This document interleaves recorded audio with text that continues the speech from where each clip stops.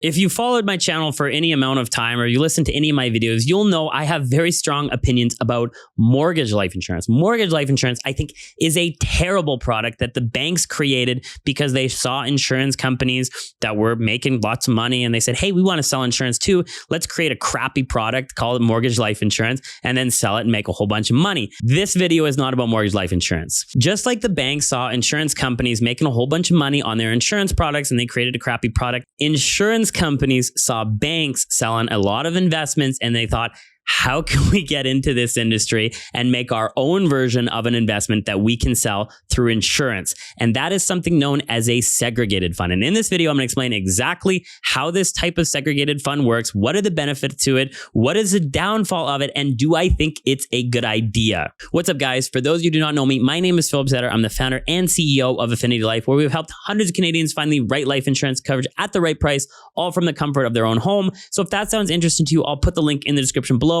But without further ado, let's get right into the video. Okay, let's talk about it. Segregated funds. So here's the thing. Like I mentioned, banks saw insurance companies make money. They're like, we want to get into insurance. They created mortgage life insurance. And I think it's a terrible product. And if you're interested in the video about mortgage life insurance, drop a comment below and I will send it to you. Just ask for it, mortgage life insurance, and you'll see exactly why I think it's an absolutely terrible, terrible product. There's almost nothing I hate more in this world than mortgage life insurance. However, this video is not about that. This video is about segregated funds. Let's talk about what is a segregated fund. Well, here's the thing. A segregated fund is essentially the insurance company's answer to how can we sell investments. This is how it works. A segregated fund is essentially where they take an existing fund, and it could be a number of different funds. I mean, it could be a mutual fund, it could be an ETF, it could be any other type of fund. They take that fund and then they wrap it with this insurance wrapper. And they say, well, now this is an insurance contract. And just like the fund, I mean, the fund will go up and the fund will go down.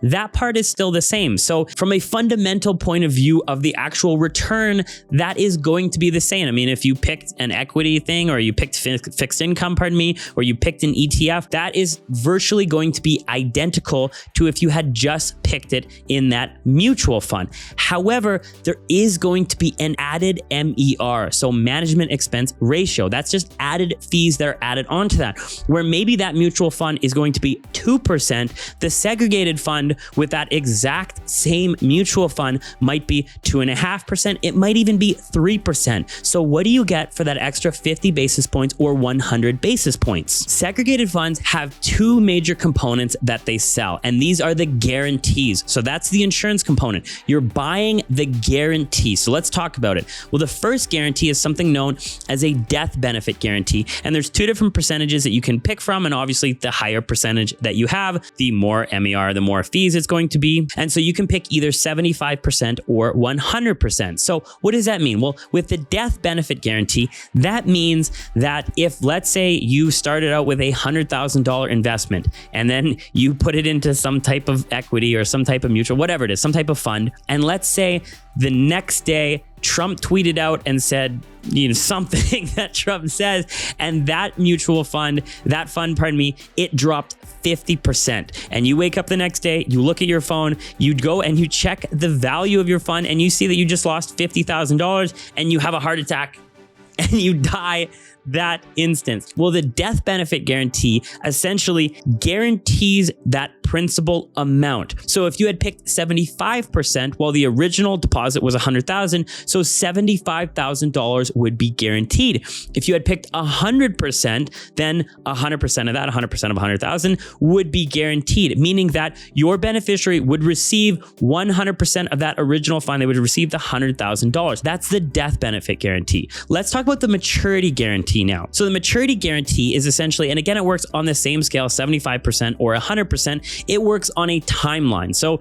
usually it's 10 years. It could be as long as 15 years. Now, this is what they say. If for whatever reason over that period, the investment just tanks and you lose all your money, and at 10 years, you're down to, let's say, 20,000 or 25,000 or 30,000, well, then they're going to guarantee, again, that principal amount that you originally deposited. So if you picked 100%, 100% of it would be guaranteed. If you picked 75% of it would be guaranteed. So after that period, whether it would be 10 years or 15 years, you would get a check and you would get your initial deposit back. Now, there's also one more component to segregated funds, and that's what's known as a reset. Now, a reset is just an ability to lock in your gains. So again, same example, let's say we put in $100,000 into this investment, and let's say it grew to $150,000. Well, remember, only that principal amount is guaranteed. However, that's where the resets come in. So a reset is essentially your ability to lock in a new fixed amount, a new principal amount. So depending on what the contract is, usually they might allow this once a year, or it could be once every 3 years, depending on the contract. And you essentially at that point can lock in those gains. So when you do a reset, your maturity date, however, is going to be reset as well. So if it's 10 years, it's getting reset now for another 10 years. However, you do lock in those gains also from a death benefit point of view as well. So you're probably thinking, Philip, maybe you're being too hard on segregated funds. This actually doesn't sound like that bad of an option. I pay a little bit extra as a fee to the insurance company. And with that, if I pass away, then the full principal is guaranteed. And you're saying if I lost all my money, that would be guaranteed as well. Well, here's the thing. Let's get into the pros and cons of segregated funds, and you'll start to see why it might be a good idea for some people. However, again, for the vast majority of people, it's probably not a good idea. So let's just talk about the pros of segregated funds. Well, the number one pro of a segregated fund, in my opinion, is with that death benefit guarantee, it allows people that are in their retirement or closer to, unfortunately, passing away to invest in maybe higher risk investments that could fluctuate up and down at any day, and they could pass away at any day as well. So it allows people in retirement to stay invested in investments that could get really good returns, especially if they're not pulling in income from these segregated funds. If they're just leaving it, maybe it's something, they know that this investment is going to be passed down to the next generation. Well, that could be a really good option, because if we picked a 100% death benefit guarantee, meaning that it cannot drop below our principal amount, well, then it's fine. We can invest it into something that might fluctuate 8 to 10%. It might go -5, -10%, but also plus 15%. We can invest in those types of investment because we know our principal is always going to be guaranteed. And if they happen to pass away, that would be 100% guaranteed and go out to the beneficiaries. That's a number one pro right there. The number two pro is actually there is some creditor protection that goes along with this type of strategy, or this type of investment, pardon me.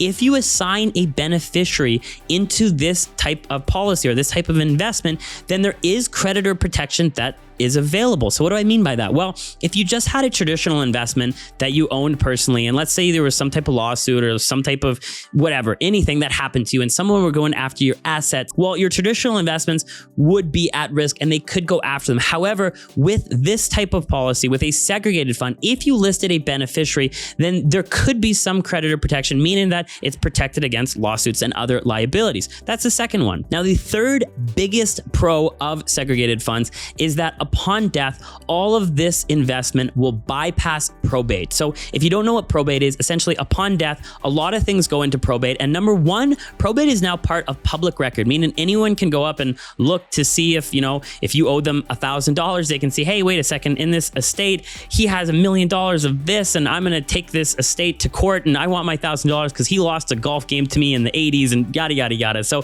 probate, number one, becomes part of public record. That's the first one. Number two, there's something known as probate tax. So it's different from province to province. In some provinces like Alberta, it's a flat fee of like $500.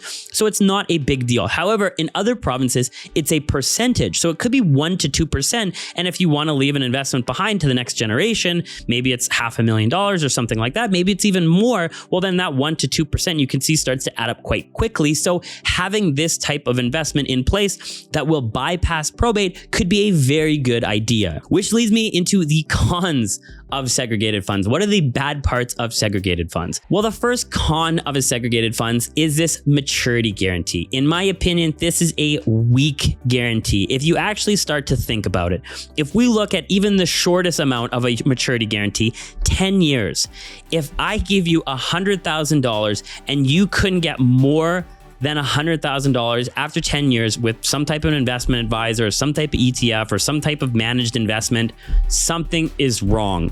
That's not great. And that's assuming that we pick 100%. If we picked 75%, that's literally losing 25%. So you're saying after 10 years, the best that you could do is lose 25 grand? No. The maturity benefit, in my opinion, is a weak benefit. It's a weak guarantee. It doesn't really make sense to me personally, and I just don't think it's that beneficial. If you're not making money on your investments, something is wrong. You need to revisit your strategy. You need to revisit the advisor you're working with. You need to revisit your plan. Something is wrong if you can't make more than 1% over 10 years. Which leads me to my second biggest con, and that's just the fees. The fees are just significantly more for those benefits. So we're talking an extra 1%, maybe even 1.5% in some cases, depending on what fund it is and what insurance company it is and yada, yada, yada. That's quite a bit, okay? If we look long-term over 20, 30, 40 years of investing, that 1% or 1.5% or whatever it is will start to add up. So it just doesn't make sense for a lot of people, which leads me into the conclusion of this. Who is segregated funds right for? Well, as you can see from a lot of the pros and a lot of the cons, you can start to imagine that segregated funds could be a really good idea for people in retirement and for people that are close to estate planning and they might be passing away in the next 5 to 10 or 15 years. That's where it could become a very good option, with the probate being bypassed as well as the death benefit guarantees. That's where it could become a very good strategy, and it could be a very applicable estate planning tool for those individuals. However, you can see if you're young, if you're in your 20s or your 30s or your 40s or even your 50s, it's probably not the best idea to pick this investment. Maybe just go into a traditional fund, save yourself the fees, wait until later on in life when it might be a more applicable strategy. So with all that being said, I hope that you guys enjoyed this video. Just drop a comment below if you guys have any questions, and if you guys are enjoying this content, all I ask is that you give it a thumbs up, and I'll see you guys in the next one.